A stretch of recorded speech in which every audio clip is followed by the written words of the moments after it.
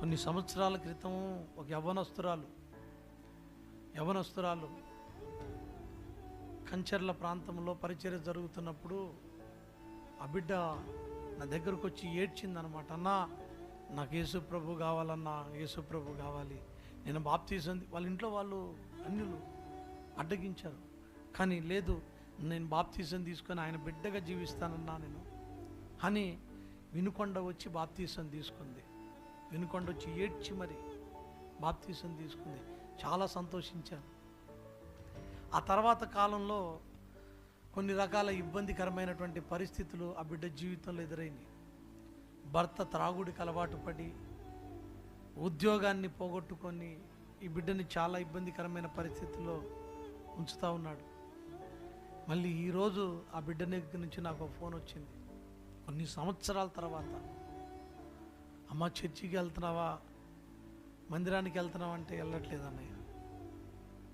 ఎందుకమ్మా అంటే, ఏముందన్నయ్య, వెళ్ళే ఉపయోగం ఏముంది, నా జీవితం అంతా పాడైపోయింది, మా ఆయన నన్ను వదిలిపెట్టాడు అని తన జీవితంలో ఉన్న సమస్యలన్నీ చెప్తా ఉంది. నేను చెప్పాను, ప్రాణం పోగొట్టుకున్నా పర్వాలేదు కానీ ప్రభువుని వదిలిపెట్టకూడదమ్మా.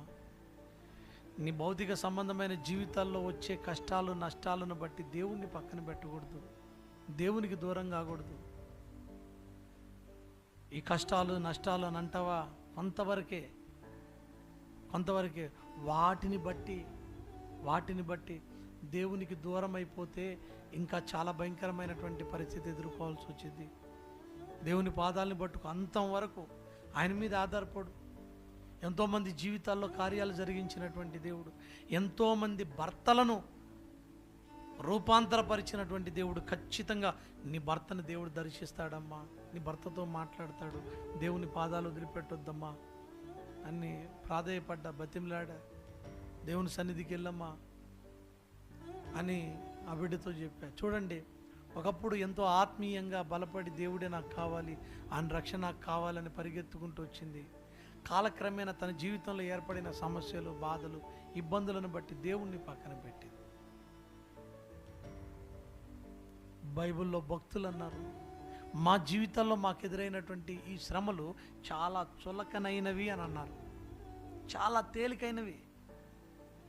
వాటన్నిటిని దేవుని కొరకు నవ్వుతూ అనుభవించారు, వాళ్ళు ఎదుర్కొన్నారు. వారు దానికన్నా, ఆ శ్రమల కన్నా ఉన్నతమైనటువంటి మహిమను దేవుడు మనకు పరలోకంలో ఇస్తున్నాడు.